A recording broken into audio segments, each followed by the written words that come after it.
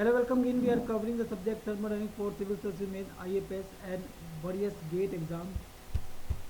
And now we are discussing the topic refrigerator and heat pump in the chapter of second law of thermodynamics. Okay. So in the refrigerator cycle, we have studied that uh, we need to cool a body. Cool a body means we have to maintain the temperature of body at less than atmospheric temperature. So here in this cycle the body A is placed here and some amount of heat is extracted from it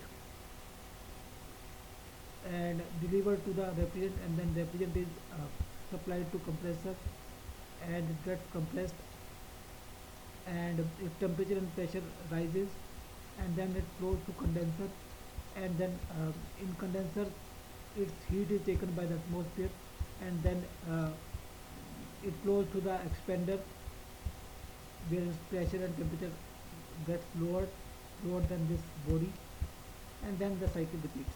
So that is the refrigeration cycle. But now we'll discuss heat pump. Okay, heat pump means the function of the heat pump is to maintain the body at higher temperature, whereas the function of the refrigerator is to maintain the body at lower temperature. So in this cycle we will replace these two or interchange these two. Here we will place the body and here we will place the atmosphere. Okay, we will take heat from the atmosphere and deliver it to the body. Okay. So now initially the atmosphere was here at higher temperature. Q1 heat was injected to it and body was at lower temperature. Q2 heat was taking was taken from it. Okay. So now in heat pump the body will be here at higher temperature. Higher temperature is T1, lower temperature is T2. So atmosphere is at lower temperature and body is at higher temperature. So to maintain higher temperature we have to supply heat to it. So here we are supplying heat to atmosphere. Now we will supply heat to body. Q1 heat will be supplied to body B now, but initially we are supplying, or in the refrigerator we are supplying heat to atmosphere Q1. Okay.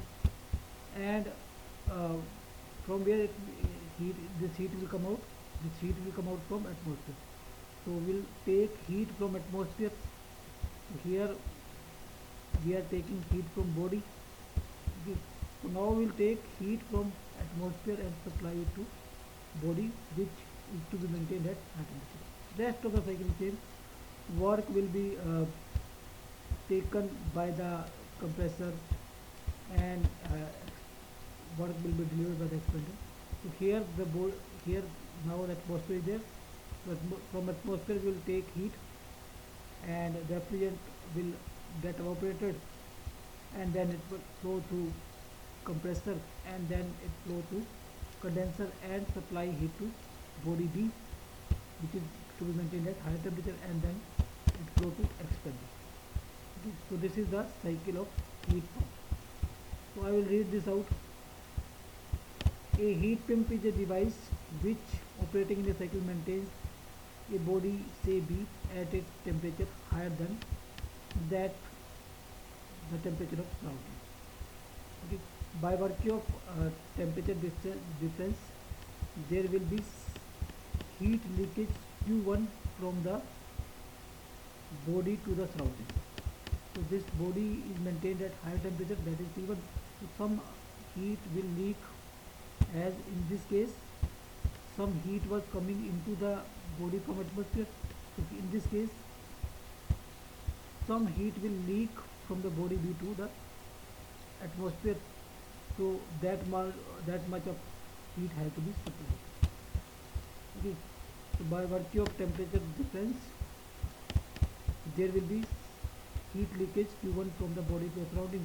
The body will be maintained at constant temperature T1 if the heat is discharged into the body at the same rate at which it leaks out of body. Okay. Heat is extracted from the low temperature reservoir which is nothing but atmosphere. So this is low temperature reservoir, which is atmosphere,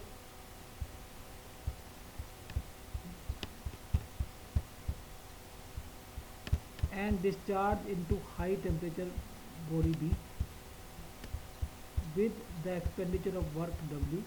W is WC minus W in a cycle device called heat. Same thing, but here now body is there and atmosphere is at lower temperature. In case of refrigerant, the atmosphere was here and body was here.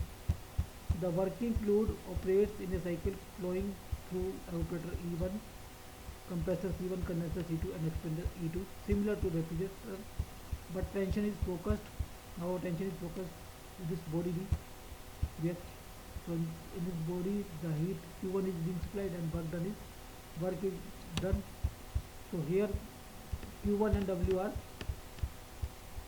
of primary interest, and the COP is defined as desired effect. Desired effect is Q1 and divided by work done. So for heat pump it is Q1 by Q1 minus Q2. So this is equation number 2, and equation number 1 was for a refrigerator. So equation number 1 was for refrigerator, that is Q2 by Q1 minus Q2. That is COP of refrigerator, and if we replace this with Q1, then it will be COP of heat pump. So from 1 and 2, COP of heat pump is equal to COP of refrigerator plus 1, and COP of heat pump is greater than COP of refrigerator by unity. This is COP refrigerator plus 1, so is equal to COP of heat pump. Okay. So now we know that from the definition of COP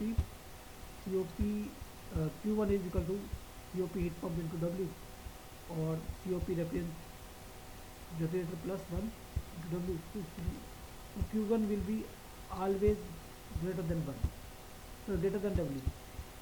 So that is the, because Q1 will be equal to W plus Q2, so it will be always greater than W. So COP will always be greater than 1, but COP cannot be infinity, because then W has to be 0 and W cannot be 0.